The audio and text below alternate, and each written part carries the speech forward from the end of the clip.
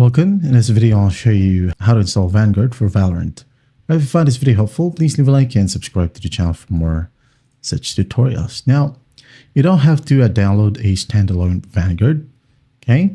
All you gotta do is just find Vanguard right here on your start menu and just click on installed apps, okay? Right click on start, by the way, click on installed apps and find Vanguard, okay? Right here. So click on the three dots and install it if you're having problem with Vanguard. Now just click on yes right here. Wait for it to disappear. Okay.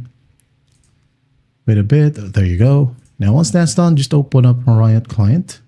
Wait for it to load. And once it loads, just go ahead and open up any Riot games that you have from here. And then just basically click on update. And once the update is done, Valorant will now be installed. Okay.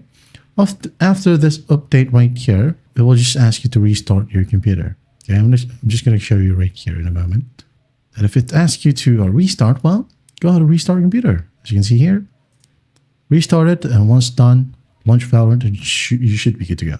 And that is how you install Vanguard for Valorant. I hope this video helps, and I'll see you in the next one.